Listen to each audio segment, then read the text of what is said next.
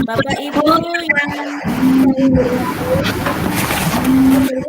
kita melakukan Halo. IHC ini, perkenankan saya memperkenalkan Iya, Pak. diri. Wes tak cukup akan apa-apa. Entar lah. Oh, belum. Mm-mm. Ya, jadi nama saya Ida Riana, asal sekolah saya SMK PGRI Sukodadi, Kabupaten Lamongan. Mapel yang saya ampu ya bahasa Indonesia. Jadi kelas 10, kelas 11. Bapak Ibu yang saya hormati, sepertinya untuk materi yang akan saya sampaikan ini materi yang ketiga atau yang keempat begitu ya, yakni materinya CP, capaian pembelajaran. Sebelumnya untuk CP ini pada pertemuan yang lalu sudah dijabarkan mungkin sebelum CP ya. Untuk yang pertama kali yang akan kita bisa. Ini ya, untuk yang pertama yang akan saya sampaikan di sini CP ini capaian pembelajaran. Ya. Bapak Ibu, sebelum kita istilahnya itu nanti masuk ke pelajaran, kita harus menentukan dulu CP. Apa sih CP itu ya? CP ini adalah capaian pembelajaran yang kita singkat dengan mudah sehingga untuk mudah menyebutkan adalah CP, begitu saja ya Bapak Ibu. Capaian pembelajaran atau kita singkat dengan CP ini merupakan satu alternatif dalam mendeskripsikan kompetensi yang digunakan untuk mengukur pencapaian siswa. Penggunaan CP ini diharapkan sejalan dengan semangat merdeka belajar. Ya, Bapak Ibu, untuk semangat merdeka belajar itu nanti tentunya Bapak Ibu sudah memahami ya semangat merdeka belajar di mana semuanya berpusat pada siswa nanti ya. Jadi menurut Dikti tahun 2015 halaman 1, capaian pembelajaran adalah suatu ungkapan tujuan pendidikan yang merupakan suatu pernyataan tentang apa yang diharapkan, diketahui, dipahami, dan dapat dikerjakan oleh peserta didik setelah menyelesaikan suatu periode belajar. Ya. Kemudian, Bapak Ibu, untuk CP ini diharapkan nanti itu adalah apa ya? Berbasis hasil. Jadi model alternatif ini berfokus pada apa yang diharapkan dari siswa yang harus dilakukan di akhir modul atau program. Oleh karena itu, pendekatan ini biasa disebut sebagai pendekatan berbasis hasil. Jadi targetnya itu hasil ya. Nah, kemudian CP ini yakni berpusat pada siswa. Jadi yang dulu pendidikan itu kan apa ya, semuanya dari guru, ilmunya, sumbernya ya dari guru. Tapi berhubungan dengan perkembangan zaman, apalagi di masa saat ini ya, Bapak Ibu, di masa pandemi ini tentunya kita tidak bisa pendidikan itu berpusat pada guru. Karena guru saat ini selama pandemi ini berada di mana dan muridnya di mana, jadi kita belajarnya melalui online atau daring.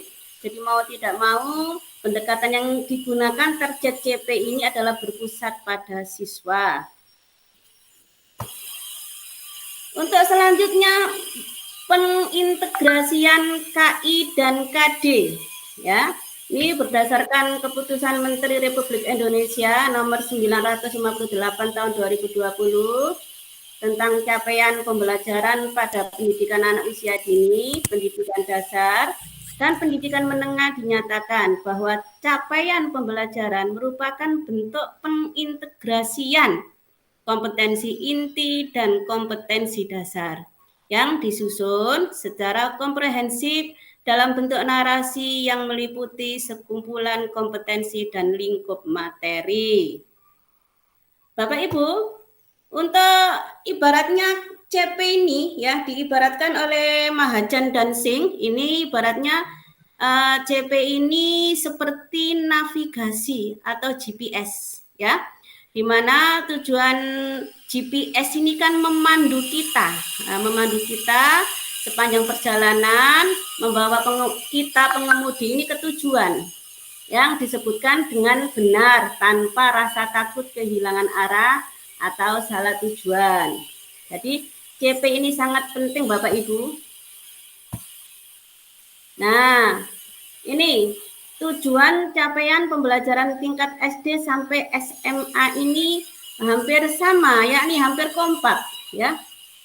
Yakni menunjukkan kemajuan belajar yang digambarkan secara vertikal dari satu tingkat ke tingkat yang lain, serta didokumentasikan dalam suatu kerangka kualifikasi.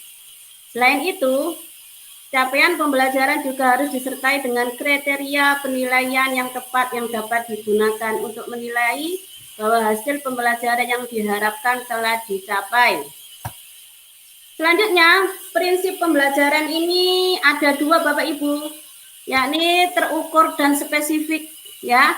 Ini CP ini harus dapat diukur dan spesifik, artinya bisa diukur dan spesifik khusus ya, berdasarkan hierarki tahapan konseptual proses pembelajaran yang hasil belajarnya dapat digunakan untuk mendeskripsikan kemampuan siswa.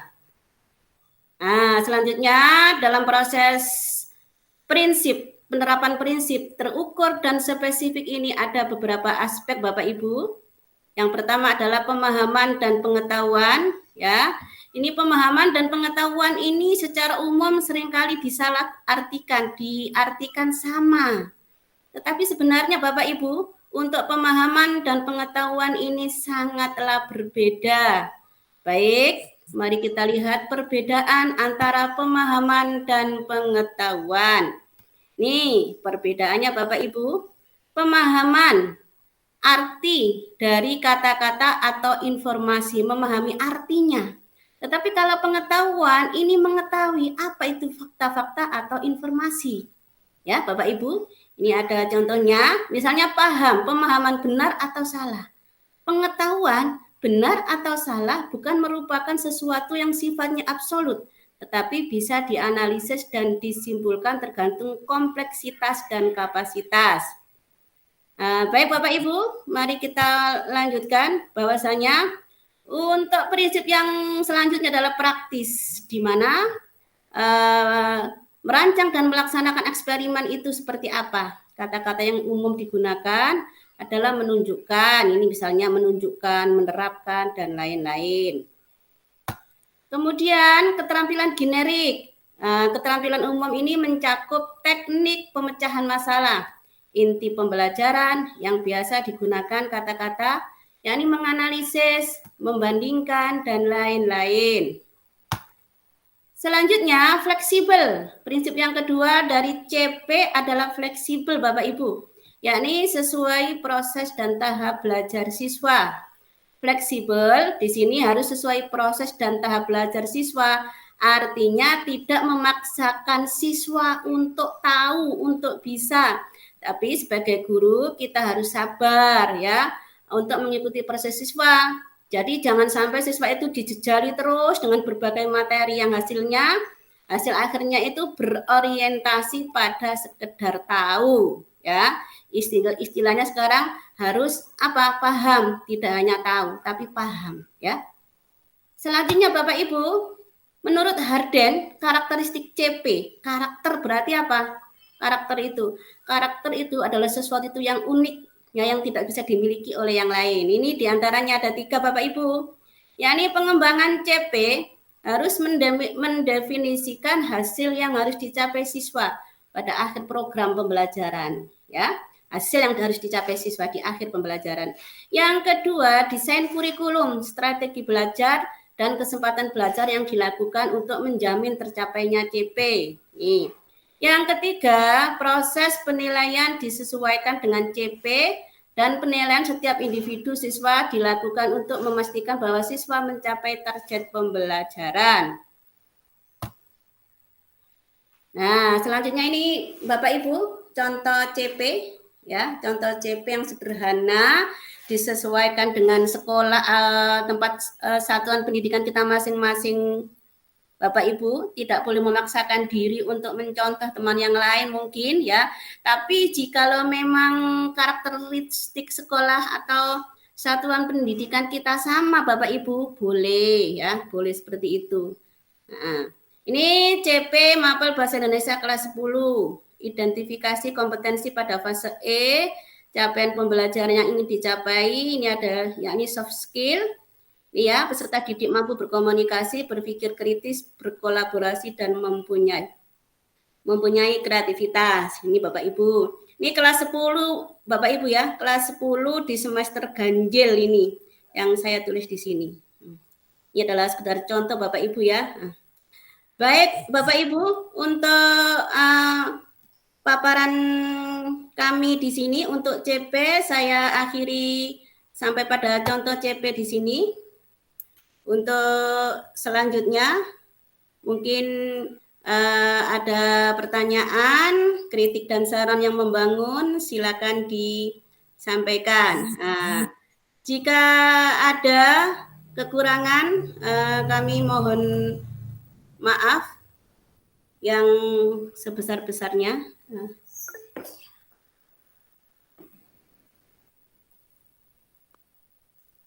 Baik, Bapak Ibu.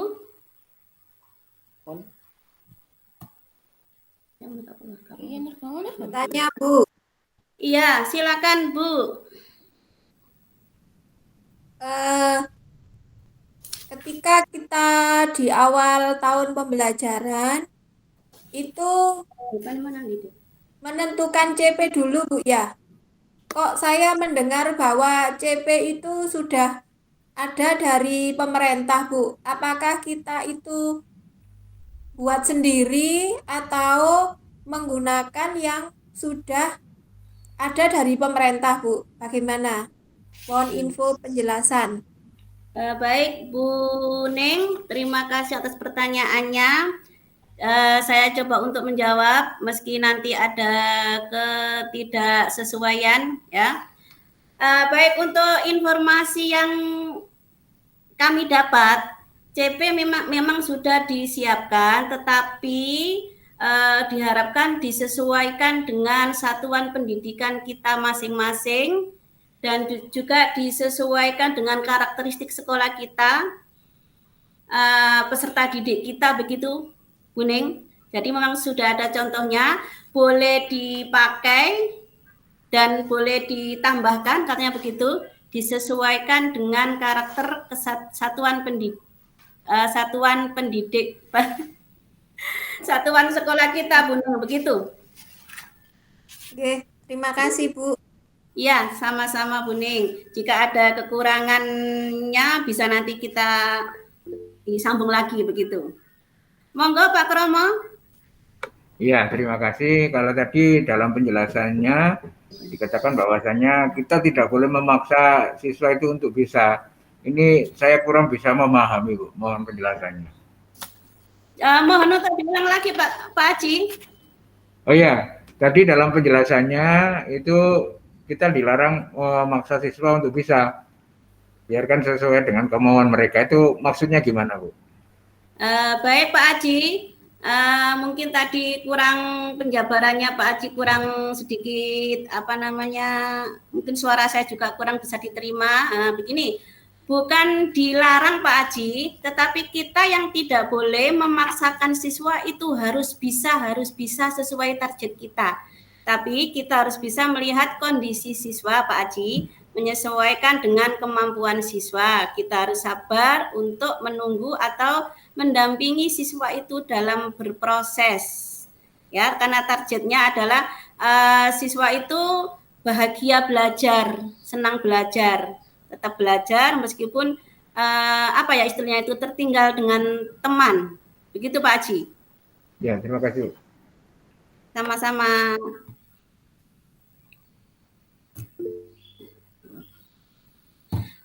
Monggo Bu Vidya, silakan. Ya, sebelumnya saya mau tanya Bu. Tadi kan Bu Ida Ya, mencantumkan tentang fase. Itu kan ada tadi yang dicontohkan fase E ya, Bu ya. iya.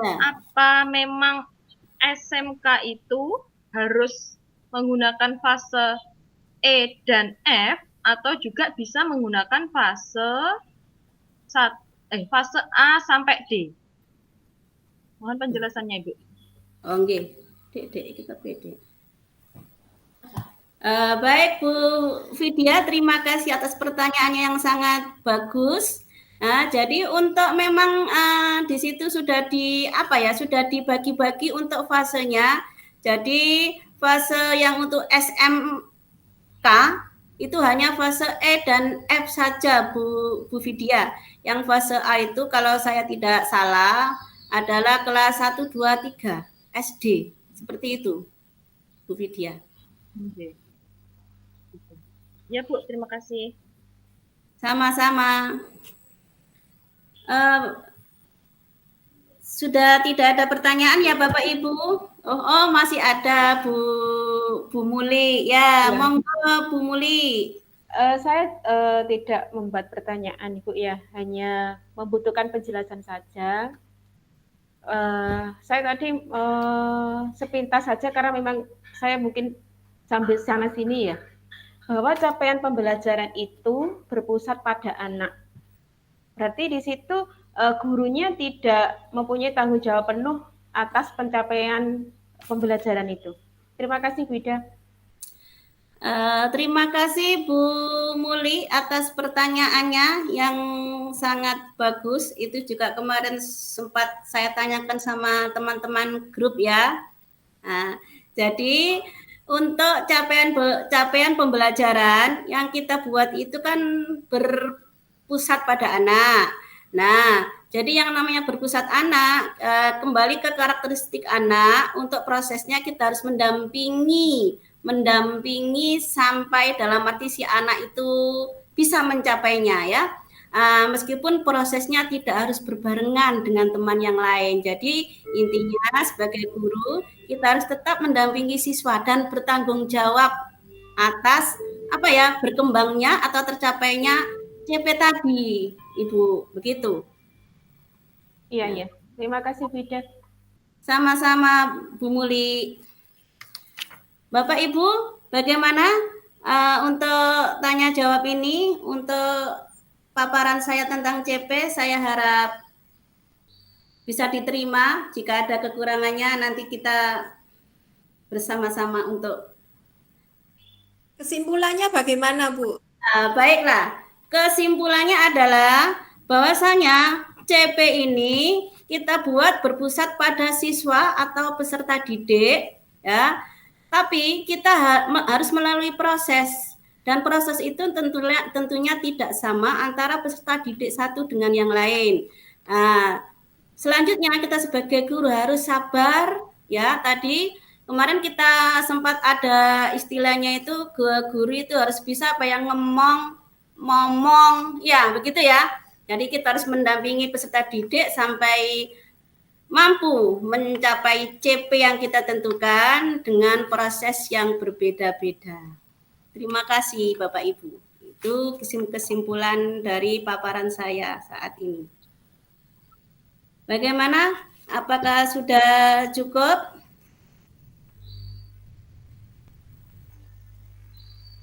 Sudah? Terima kasih Bapak Ibu. Sepertinya waktunya sudah melampaui ini ya. Jadi saya akhiri untuk presentasi atau paparan saya tentang CP. Mudah-mudahan apa yang saya sampaikan ini bisa bermanfaat dan menambah pengetahuan saya pribadi ya. Dan saya harap nanti kita belajar bersama-sama lagi ya Bapak Ibu. Demikian saya akhiri presentasi saya hari ini. Saya akhiri dengan Assalamualaikum warahmatullahi wabarakatuh. Waalaikumsalam warahmatullahi wabarakatuh. Habis baterai saya kalau nanti